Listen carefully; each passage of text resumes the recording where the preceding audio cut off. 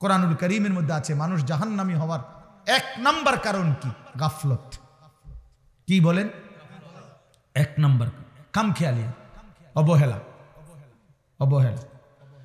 কোরআন শরীফে আছে আল্লাহ তাআলা বলছে যত লোককে আমি আল্লাহ জাহান্নামে ফেলবো, মানে যত লোক জাহান্নামী হবে সমস্ত লোকের পরিচয় একত্রে উলাইকা হুমুল গাফিলুন।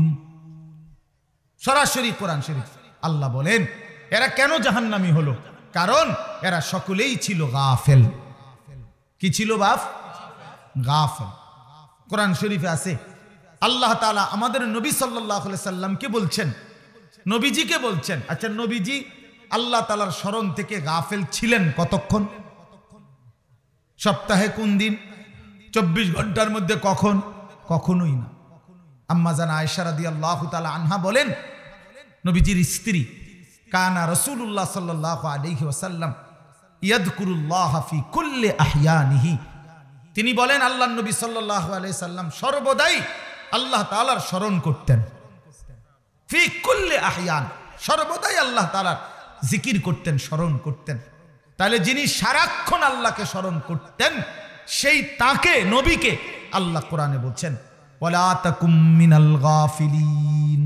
নবীজিকে বলছে বন্ধু আপনাকে বলছি গাফেলদের অন্তর্ভুক্ত হইয়েন না।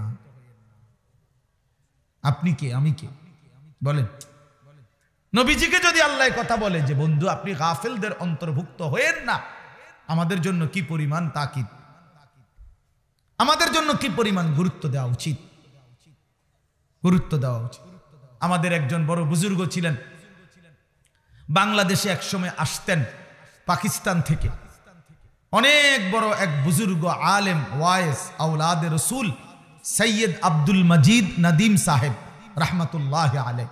ছোটবেলায় আমরা কুমিল্লা কান্দিরপার টাউন হল মাঠে অথবা ঈদগাহ মাঠে উনি বয়ান করতেন।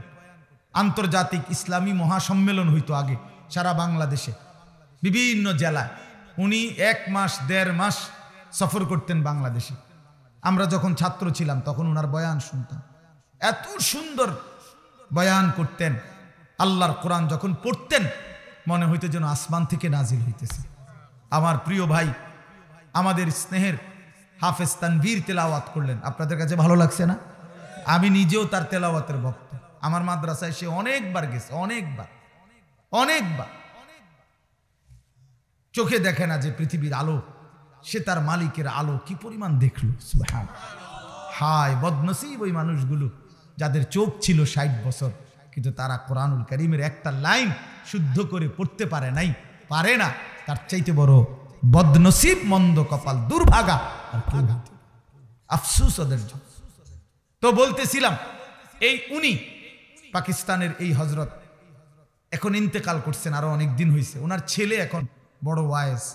এই কিছুদিন আগেও বাংলাদেশে উনি হযরত মাওলানা ফয়সাল নদীম উনি বয়ান করে গেছেন বাংলাদেশের। প্রায় 15-20 দিন ছিলেন, এই কয়েকদিন আগে গেল। তো উনি সবসময় তসবিহ পড়তেন, হাতে তসবিহ রাখে পড়তেন। তো উনি একদিন বয়ানের মধ্যে বলছেন ইউরোপে কোনো এক দেশে উনি বয়ানে গেছেন। তো ওইখানকার এক মুসলিম যুবক ওনাকে জিজ্ঞাসা করছে যে হযরত আপনি যে হাতে তসবিহ ব্যবহার করেন এটা কি? তখন উনি বলছেন যে এটা মুদাক্কিরা, এটা আমাকে স্মরণ করিয়ে দেয়। তো কি স্মরণ করিয়ে দেয়?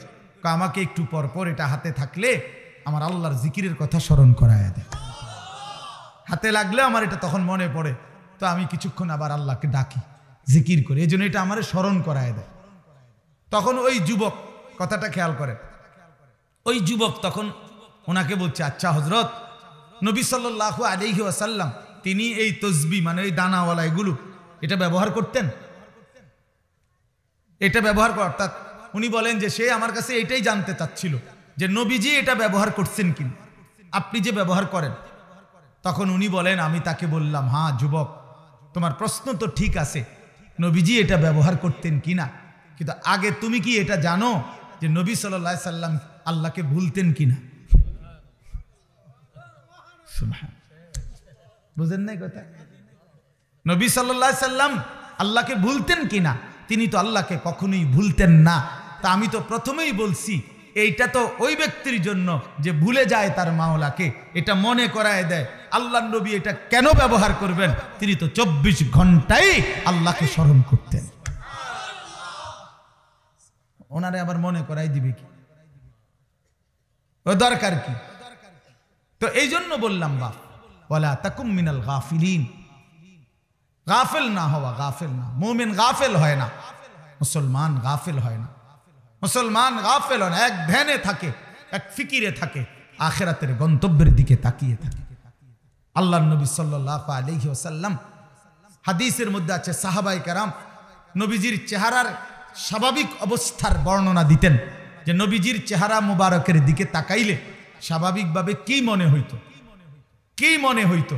তো সাহাবীরা বলতেন, নবীজি সাল্লাল্লাহু আলাইহি সাল্লামের চেহারা মুবারকের দিকে তাকাইলে 24 ঘন্টা মনে হতো মুতাওয়াসিলাল আহজান দাইমাল ফিকর, তিনি সর্বদাই চিন্তা করতেছেন এবং কোনো না কোনো ফিকির করছেন, কোনো না কোনো। আর কাকে বলা যায়, আর কিভাবে বলা যায়, আর কেমনে বলা যায়, আর কার কাছে যাওয়া যায়, কেমনে আল্লাহর দ্বীনের কথা বলা যায়, কিভাবে এক এক আমাদের বিশ্ব ইস্তেমার দ্বিতীয় দিনের বাদ বা গ্রিব বয়ানে হযরত মাওলানা আহমদ লাট সাহেব দামাত বারাকাতুহুম, জগৎ বিখ্যাত এই মহা বুজুর্গ, মহান মনীষী, উনি ওনার বয়ানের মধ্যে বলতেছিলেন, আমি ময়দানে বসেই শুনতেছিলাম।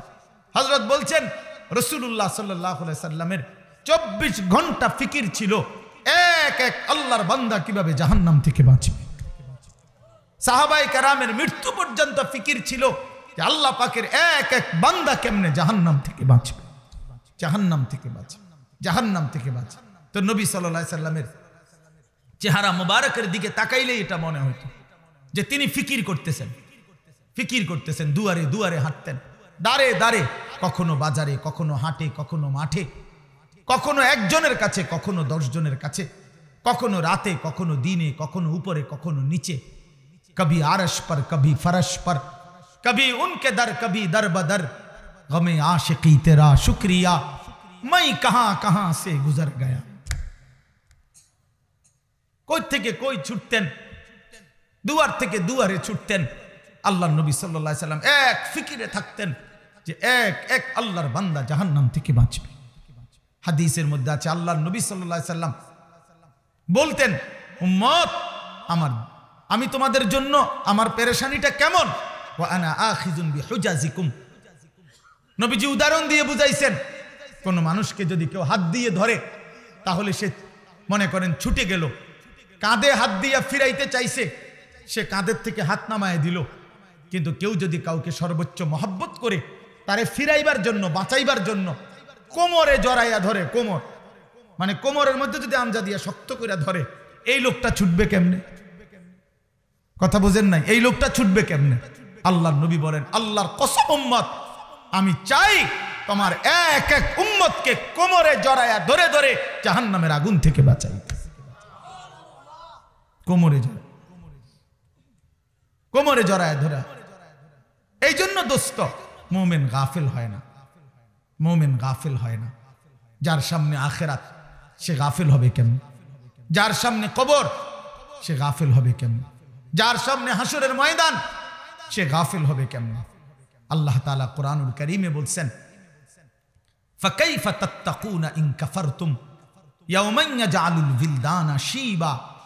আল্লাহ বলেন, বান্দা, এই আমার বান্দা, দিন রাত তুমি যে নাফরমানি করছো, তুমি যে আমার নাফরমানি করছো বান্দা, আরে বান্দা তুমি বাঁচবা কেমনে সেই হাসরের দিন, যেই দিনের একদিনের পেরেশানি, দুঃখ, যন্ত্রণা, আযাব, কষ্টে ইয়াজআলুল বিলদানা শিবা, কোলের বাচ্চা বুড়া হয়ে যাবে, বুড়া হয়ে যাবে একদিন। সূরা মুজাম্মিলের আয়াত। আমার জীবনে আমি কোরআনের সবচেয়ে বেশি ভয় পাই এই আয়াত। আমার মাদ্রাসায় প্রত্যেক দিন জোহরের পরে এই সূরা পড়ে, এটা একটা আমল আমাদের। এই আয়াতটা পড়লেই আমার শরীরটা কাঁপ দিয়ে ওঠে। ফাকাইফা তাত্তাকুনা ইন কাফারতুম ইয়াওমান ইয়াজআলুল বিলদানা শিবা। আল্লাহ বলেন, নাফরমানি করছো কেমনে বান্দা? 365 দিন, 1 বছর কোনদিন ফজরের নামাজ পড়লা না, কেমনে পারলা বান্দা?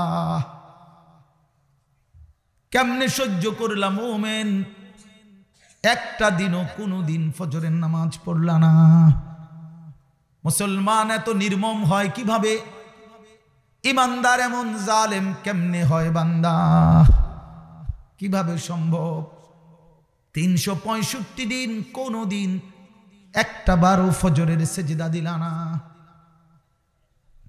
ফাকাইফা তাত্তাকুনা ইন কাফারতুম, কেমনে বাঁচবা বান্দা? কেমনে?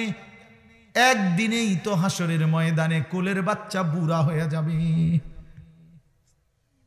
ফাবিআইয়ি হাদিসিন বাদাহু ইউমিনুন, আল্লাহ কোরআনে বলে বান্দা আমি 23 বছর কোরআন নাজিল করেছি, 30 পারা কোরআন নাজিল, সর্বশ্রেষ্ঠ ফেরেশতা জিবরাইলকে দিয়ে পাঠিয়েছি, আমার কলিজার টুকরা সর্বশ্রেষ্ঠ রাসূল আমার সবচেয়ে প্রিয় বন্ধুর কাছে নাজিল করেছি।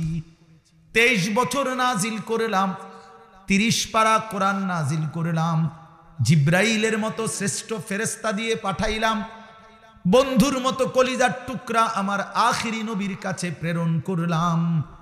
প্রতিটা কথা বান্দা আমি বারবার বারবার বললাম। এবার আল্লাহ জিজ্ঞেস করে বান্দা এরপরে আর আমি কেমনে বললে, কতবার বললে, আর কোন কিতাব নাজিল করলে, আর কাকে বললে, কেমনে বললে, আর কার কাছে নাজিল করলে? তুমি বান্দা আমার কথা মেনে নিতা, তুমি বলো। বলেন যুবক ভাই যারা নামাজ পড়েন না, প্রিয় ভাই আমার, বন্ধু আমার, তোমার মালিক তোমারে আর কতবার বললে তুমি সেজদা দিতা? 23 বছর বলেও মনটা গলাইতে পারলো না। 30 পারা কোরআন নাজিল করলেও দিল গলাইতে পারলো না। আর কতবার বললে ইয়া আইয়ুহাল্লাযীনা আমানু, হে ঈমানদারগণ, এই শব্দটি কোরআনুল কারীমে 89 বার আছে। কতবার? আর কতবার বললে আপনি শুনতেন? 80 বারের চাইতে বেশি কোরআনুল কারীমে নামাজের কথা আছে। আকিমুস সালাহ, আকিমুস সালাহ, আকিমুস সালাহ বারবার বলছেন আল্লাহ। আর কতবার বললে নামাজ পড়তেন?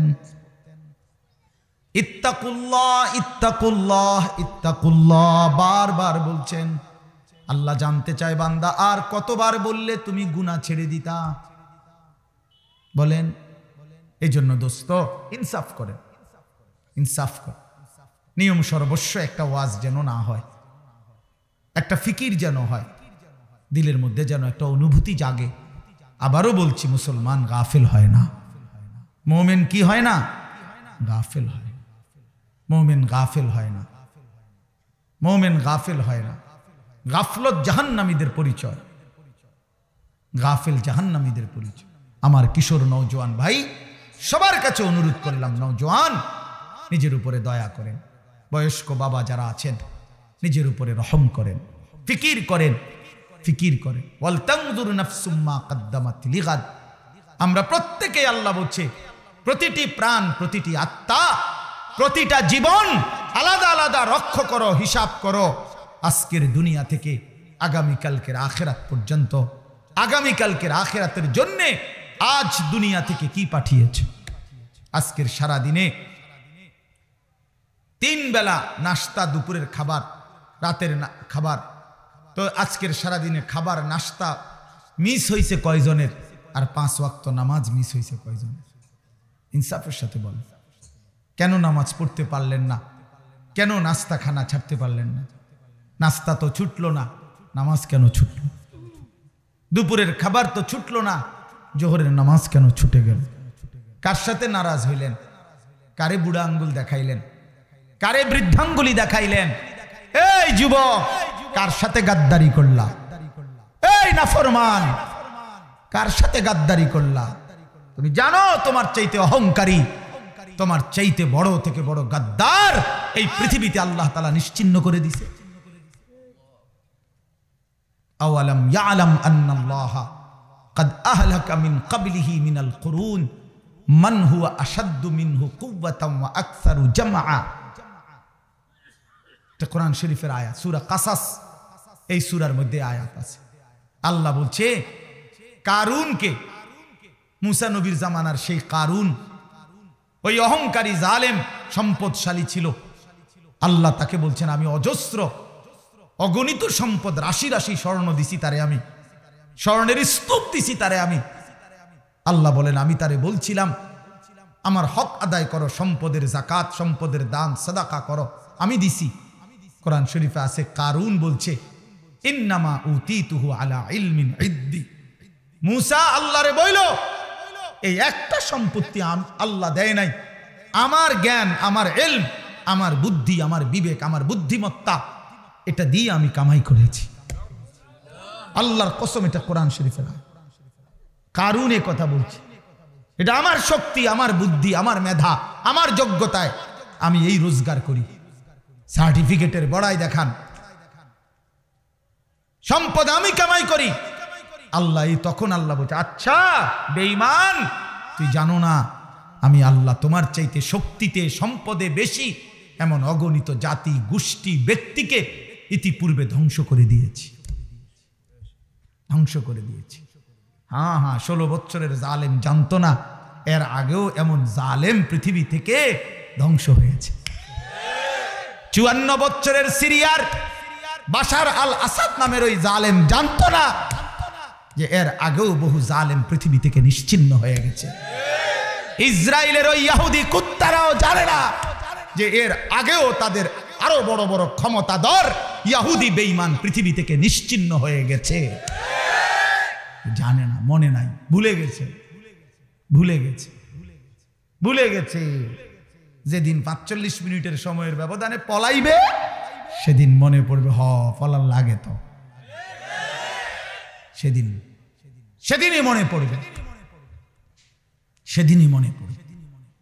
এজন্য এই পৃথিবীতে আল্লাহ বলছেন বান্দা তুমি জানো না আমি কোন অহংকারীকে পৃথিবীতে টিকতে দেই নাই, কোন জালেম টিকে নাই, কোন নাফরমান টিকে নাই, এই পৃথিবীতে টিকে নাই।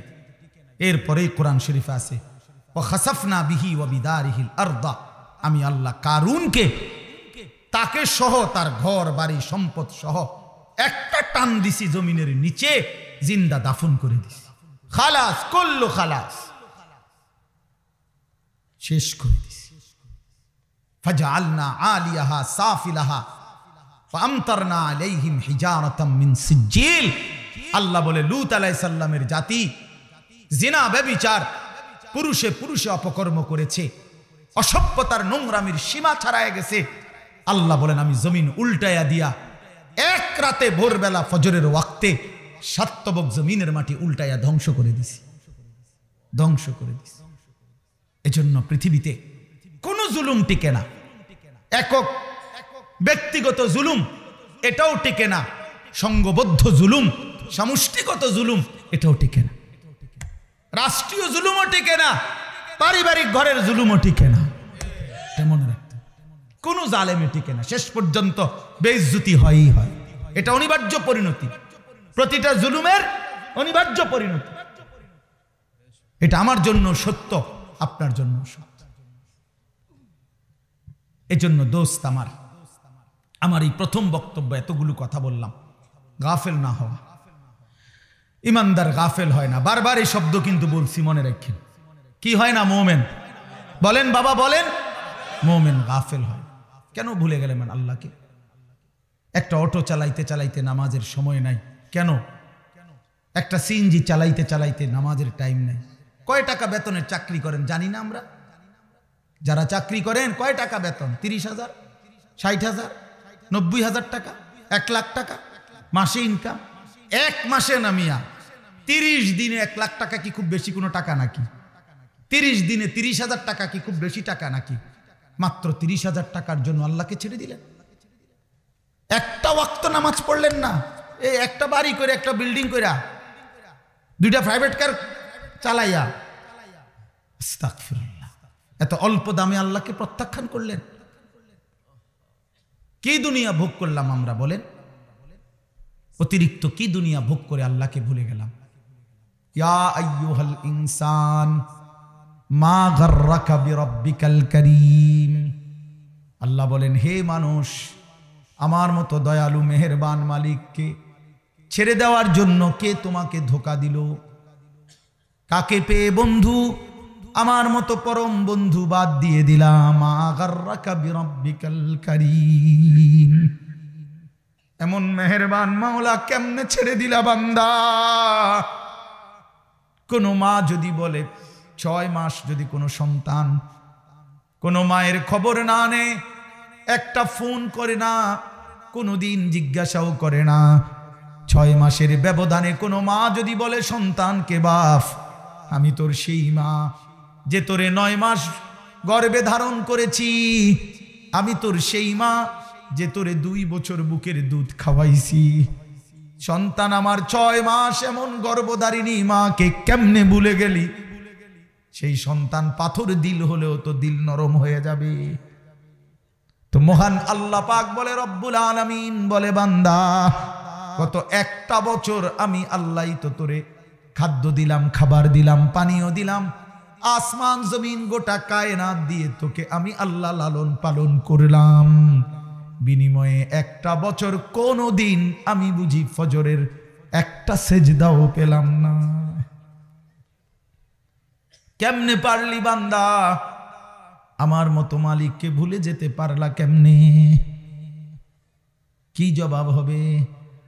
আল্লাহর নবী সাল্লাল্লাহু আলাইহি ওয়াসাল্লাম বলবে হাসরের দিন, উম্মত 23 বছর আমি দিন রাত তোদের জন্য কেঁদেছিলাম, আমার এত চোখের পানি কেমনে প্রত্যাখ্যান করলি উম্মত?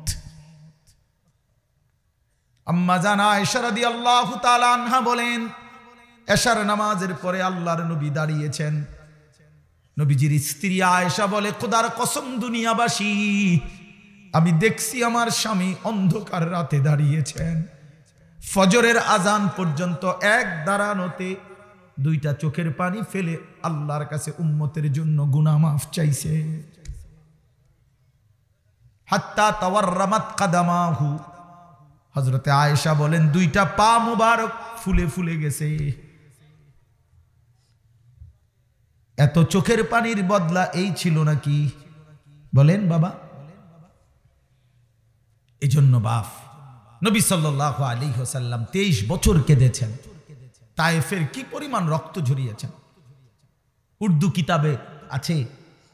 নবী সাল্লাল্লাহু আলাইহি সাল্লাম তায়েফ থেকে যেদিন ফিরে আসছে, এই পুরা দেহ রক্তাক্ত হয়ে, শুনেন, সারা দেহ থেকে এই পরিমাণ রক্ত ঝরেছে। নবীজির পালক পুত্র যায়েদ ইবনে হারেসা রাদিয়াল্লাহু তাআলা আনহু, তিনি সাথে ছিলেন ওই সফরে, তায়েফের সফরে। উনি বলেন, আল্লাহর নবী সাল্লাল্লাহু আলাইহি সাল্লামের দেহ মোবারকের রক্ত পায়ের জুতার সাথে পায়ের তালু এইভাবে জমাট বাইধা গেছে রক্তে, আমি খুলতে পারতেছিলাম না।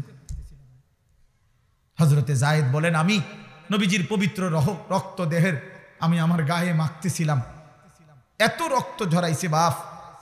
উর্দু কিতাবের মধ্যে আছে আল্লাহর নবী সাল্লাল্লাহু আলাইহি সাল্লাম এই রক্ত মাখা দেহ নিয়ে তায়েফের সীমানা থেকে একটু সামনে মক্কা না নাখলা একটা জায়গায় একটা আঙ্গুর খেজুরের বাগানে ঢুকছে এই রক্ত মাখা শরীর নিয়ে। ঘটনাচক্রে নবীজির একজন সবচেয়ে বড় দুশ্মন মক্কার উতবা, আপনারাও নাম শুনছেন, আবু জেহেল, আবু লাহাব, উতবা, সাইবা, নবীজির বিরোধিতাকারী মক্কার কুরাইশদের অন্যতম একজন ছিল উতবা। এই উতবার বাগান ছিল ওইটা, এই যেই বাগানে নবীজি ঢুকছে রক্ত মাখা দেহ নিয়ে। ঘটনাচক্রে ওই সময় এই উতবা কাফের মক্কার নবীজির দুশ্মন, সে বাগানে ছিল। সে তাকাইয়ে দেখছে আল্লাহ নবী সাল্লাল্লাহু আলাইহি সাল্লামের এই রক্ত মাখা দেহ তায়েফের ময়দান থেকে এসে তিনি ঢুকছেন। আল্লাহর কসম বাপ, এক কাফের যে মৃত্যু পর্যন্ত ঈমান আনে নাই, বদরের যুদ্ধের দিন এই উতবা নিহত হয়েছিল।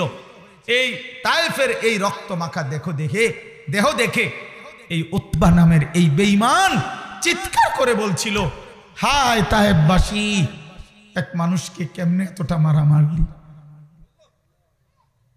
আমার ভাতিজারে তোরা কেমনে এত পাথর মারলি? আমরাও তো আমার ভাতিজার আজকে 11 বছর, নবীজি 11 বছর পরে 40 বছরে ইসলাম প্রচারের 11তম বছরের মাথায় তায়েফ গেছিলেন। আমরা তো গত 11টি বছর কোনোদিন এত বিরোধিতা সত্ত্বেও ভাতিজারে এইভাবে পাথর মারি নাই। এক কাফেরের কলজার মধ্যে আঘাত লাগছে, চোখের পানি আসছে, আর উম্মত কত শতবার এই কথা শুনছে কিন্তু মোটেই মনে করে না। এই দিল কত বড় পাষাণ দিল যে তার নবীর সাল্লাল্লাহু আলাইহি সাল্লামের কথা কখনোই মনে পড়ে না। বলেন বাপ। এই জন্য আমি আবার বললাম, আমি একটা আয়াত, আপনাদের পরিচিত আয়াত পড়ছি। আমার প্রথম কথা, গাফেল না হই।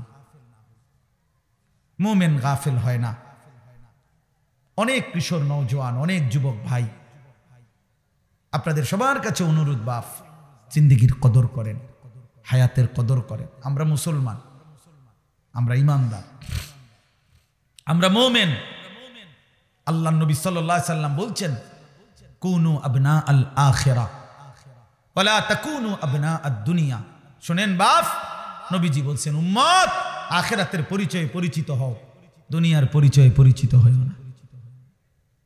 দুনিয়ার পরিচয়ে পরিচিত হও না, আখিরাতের পরিচয়ে পরিচিত হও। ইরতাহালাতিদ দুনিয়া মুদবিরা ওয়ারতাহালাতিল আখিরাতু মুকবিলা। নবীজি বলেন, উম্মত প্রতিনিয়ত দুনিয়া তোমার পিছনে যাচ্ছে, প্রতিনিয়ত আখিরাত তোমার আগে সামনে আসছে। প্রতি ঘন্টা যায় তো দুনিয়া আমার পিছনে যায়, প্রতি ঘন্টা যায় তো আখিরাত 1 ঘন্টা আমার সামনে আগায়। ঠিক কি না বলেন? এই জন্য আল্লাহ নবী বলেন, আখিরাতের পরিচয় পরিচয় হও, দুনিয়ার পরিচয় না। লোকে যদি বলে সুদখোর, ঘুষখোর, জিনাখোর, মদখোর, গাঁজাখোর, ফুট্টাখোর, বাবাখোর, ইয়াবাখোর, হারামখোর, লম্পট, চরিত্রহীন, চোর, ডাকাত, ছিনতাইকারী, দুর্নীতিবাজ, লম্পট, বেহায়া, বেপর্দা, এই বন্ধু, এগুলো তো দুনিয়ার পরিচয়ে পরিচিত হইলা। কিন্তু মুমিনের পরিচয় হওয়া উচিত, লোকটা দিনদার, লোকটা মুত্তাকি, লোকটা নামাজি, লোকটা সিজদাওয়ালা, লোকটা জিকিরওয়ালা, লোকটা তাসবিহওয়ালা, তাহাজ্জুদওয়ালা, তেলাওয়াতওয়ালা, লোকটা আল্লাহওয়ালা। এমন পরিচয় লাগাও। আখিরাতের পরিচয়। কোন পরিচয়? আখিরাতের পরিচয়। শুধু ডাক্তার শেষ কথা না, শুধু ইঞ্জিনিয়ার শেষ কথা না, শুধু ব্যারিস্টার শেষ কথা না, শুধু অ্যাডভোকেট শেষ কথা না, বরং আল্লাহওয়ালা, দিনদার, মুত্তাকি, মুমিন, সেজদাওয়ালা, তাসবিহওয়ালা, তিলাওয়াতওয়ালা, বন্দিগিওয়ালা, এটা মুমিনের আখিরি পরিচয়, ইমানদারের আখিরি পরিচয়, আখিরি পরিচয়। আখিরাতের পরিচয় লাগাবে। কুনু আবনা আল আখিরাহ। নবী সাল্লাল্লাহু আলাইহি সাল্লাম বলেন, আখিরাতের সন্তান হও, আখিরাতের। ওয়ালা তাকুনু আবনা আদ দুনিয়া, দুনিয়ার সন্তান হইও না। অনেক নওজোয়ান, আমি জানি চারদিকে আপনারা পড়ালেখার করা মানুষ, সব নওজোয়ান ভাই পড়ালেখা করো, মাশাআল্লাহ, পড়ো ভাইয়া, কোনো মানা নাই। জেনারেলের একবারে ভালো ইউনিভার্সিটিতে পড়েন, কোনো সমস্যা নাই।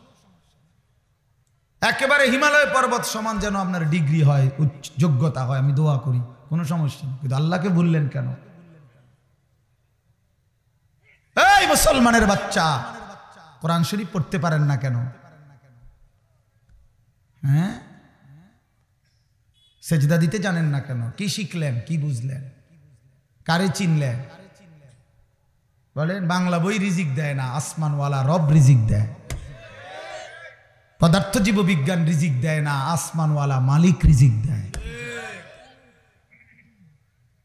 হ্যাঁ, ডাক্তার ইঞ্জিনিয়ার রিজিক দেয় না, আসমানওয়ালা রব রিজিক দেয়। ওয়াফিস সামাই রিজকুকুম ওয়া মা তুআদুন। আল্লাহ বলে, বান্দা আসমানে রিজিক কোথায়? ওয়াফিস সামাই রিজকুকুম ওয়া মা তুআদুন। আল্লাহ বলে, তোমাদের রিজিক আসমানে, আসমানে, আসমানে, আসমানে। দুনিয়ায় যা কিছু ওয়াদা দেওয়া হয়েছে সব কিছুর ফয়সালা আসমানে। কোথায়? আমাদের দাওয়াত ও তাবলীগের এক বিশ্ববিখ্যাত মুরব্বী ছিলেন হযরত মাওলানা ওমর পালনপুরি রাহমাতুল্লাহি আলাইহি। উনি বলতেন যে, ভাই, মসজিদের পানির টাঙ্কি, মনে করেন 500 লিটার একটা পানির টাঙ্কি, এটা দিয়া 5টা ট্যাপ লাগাইছে অজু করবার জন্য। এখন মুসল্লি বাইরে গেছে, এই জন্য কমিটি 5টা ট্যাপের লগে আরো 5টা ট্যাপ লাগাইছে। এখন ট্যাপ হয়েছে 10টা।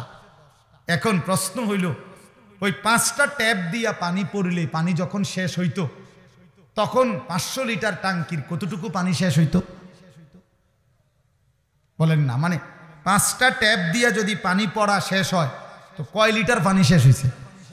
আচ্ছা, এখন যখন ট্যাপ লাগাইছে আরো 5টা, এখন তো হয়েছে 10টা ট্যাপ। এখন 10 ট্যাপ দিয়া পানি পইরা শেষ হয়েছে, এখন পানি শেষ হয়েছে কয় লিটার? ধরো মিয়া, আরো না 5টা ট্যাপ বাড়লো। কথা বলেন না কেন? হ্যাঁ বুঝছেন কি না বলেন না কেন? এখানে ট্যাপ বাড়লে কোনো লাভ নাই, পানির টাঙ্কি তো কয় লিটার? তাইলে বাড়াইতে হইলে কোনটা বাড়াইতে হইব? টাঙ্কি 1000 লিটার করতে হবে। উনি এই কথাটা বলতেন যে বান্দা বুঝা উচিত আমাদের, হে আল্লাহর বান্দা, তুমি তোমার হাজারো ধান্দা বাড়াইয়া লাভ নাই, আসমানওয়ালার ফয়সালা যেটা ওইটাই কার্যকর হবে, ওইটাই কার্যকর হবে। এন দিয়া ট্যাপ বাড়াইয়া লাভ নাই, ওইখানে আসমানওয়ালার কাছে বাড়ানো উচিত। ওয়াফিস সামাই রিজকুকুম, রিজিক তো আসমানে, ফয়সালা তো আসমানে, ফয়সালা তো আসমানে। ওমা মিন দাব্বাতিন ফিল আরদ ইল্লা আলাল্লাহি রিজকুহা, আল্লাহ তাআলা বলছেন রিজিকের ফয়সালা আমার হাতে। আল্লাহ তাআলা বলছেন রিজিকের, ওয়া ইন মিন শাইইন ইল্লা ইনদানা খাযাইনুহু, আল্লাহ বলেন সব কিছু বান্দা ঘাবড়াইও না, আমার কাছে ভান্ডারে ভান্ডারে আছে, অগণিত অগণিত। তবে একটা দারুণ কথা শুনেন, আল্লাহ এর জন্য বলছে তবে ওমা নুনাজ্জিলুহু ইল্লা বিকাদারিম মালুম, আমি কিন্তু দুনিয়াতে পাঠাই নাজিল করি পরিমাণ মতো। আমার কাছে আছে অগণিত, কিন্তু আমি দুনিয়াতে দেই পরিমাণ মতো। দুনিয়াতে দেই কি মতো? আপনি যদি টেনশন করেন আরে আমি থাকতে মরে গেলে আমার জিফুত সংসারের কি অবস্থা হবে, এখন আল্লাহ যদি কয় যাচ্ছা, যেমন আমি আনিসুর রহমান, আমার ছেলে মেয়ে 4 জন আর আমার বউ 1 জন, তো কয়জন হইল? 6 জন। 6 জন। আমি আমার বিবি 2 জন আর আমার বাচ্চা কাচ্চা 4 জন, তো কয়জন হইল?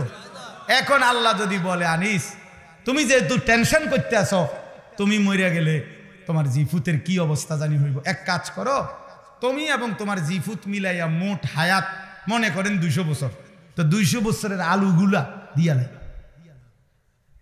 বুঝেন না কথাটা?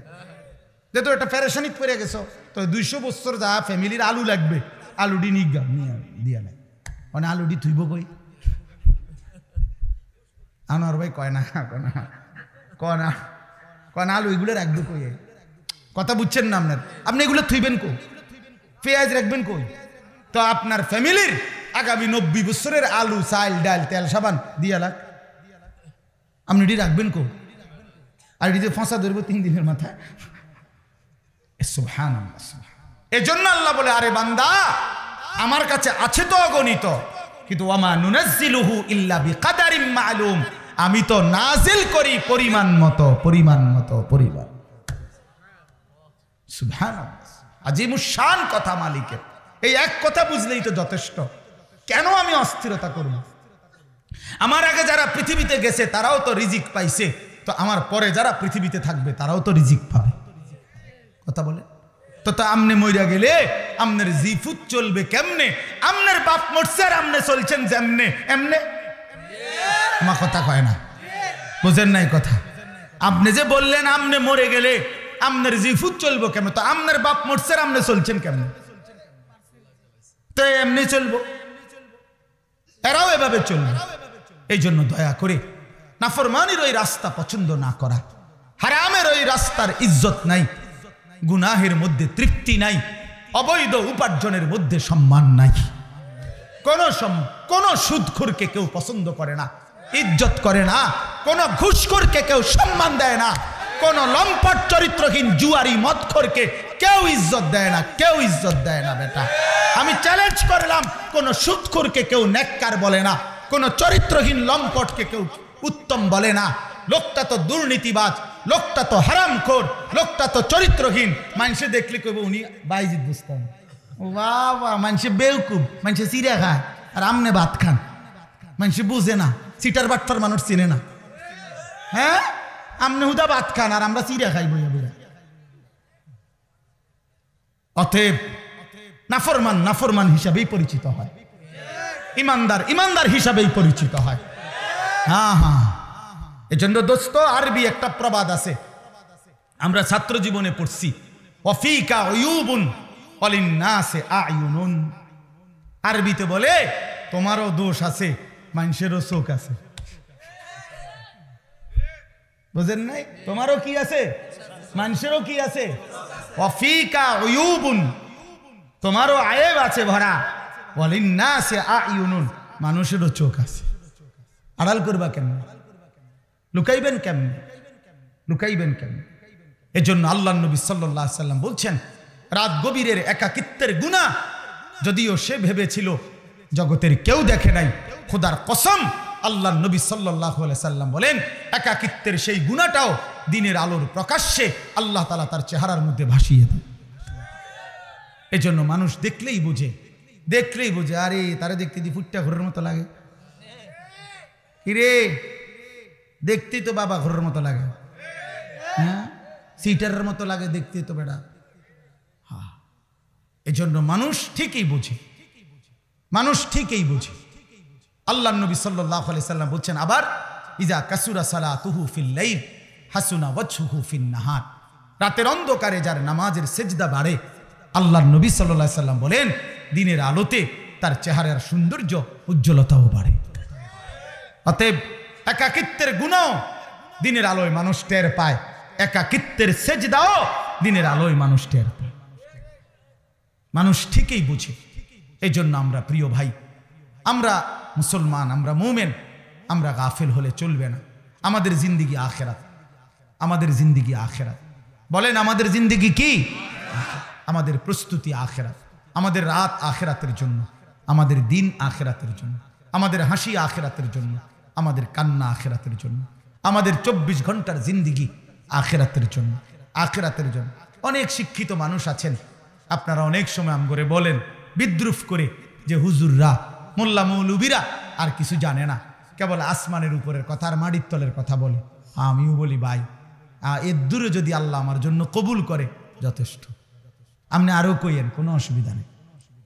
আমরা এর দূরে জানি, আপনি মনে করেন আমি আপনি যে দূর বুঝছেন ওই এর দূরে, আমি এর দূরে বুঝি। আমি আসমানের উপরের কথা আর মাটির তলের কথাই জানি, মাঝখানের কথা জানি না, জানি না। বাকি আমি ভাত তরকারি খাই, দুপুরে ভাত খাইছি, বুঝলেন না?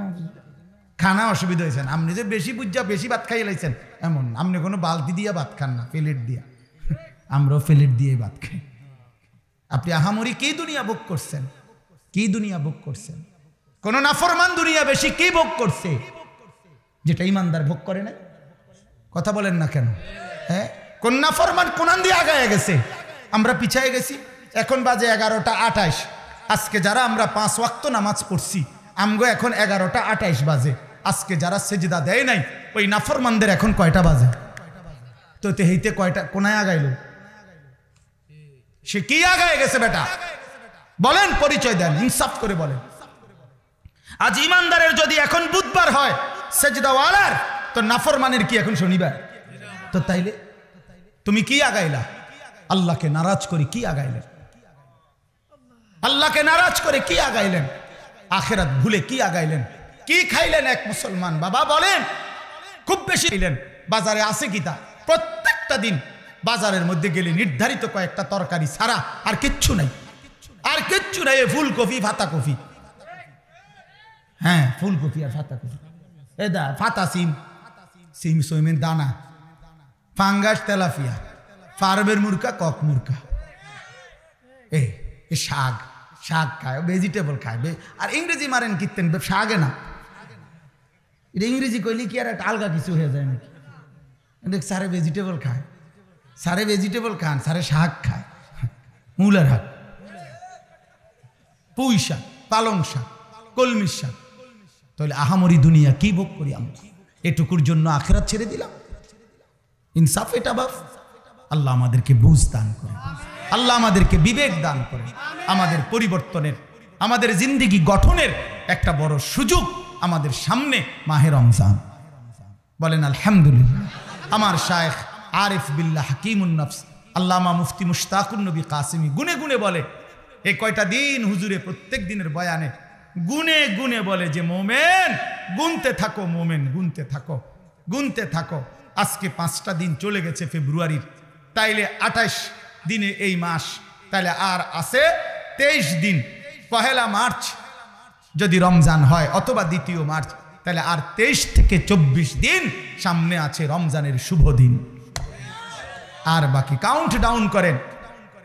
ও খেলার সময় আসলে বিভিন্ন পত্রিকাওয়ালারা এটা লেখে এক কোনা দিয়ে, আর 22 দিন বাকি, পরের দিন লেখে আর 21 দিন বাকি, আর 20 দিন বাকি, কাউন্ট ডাউন, অর্থাৎ আর গুনে।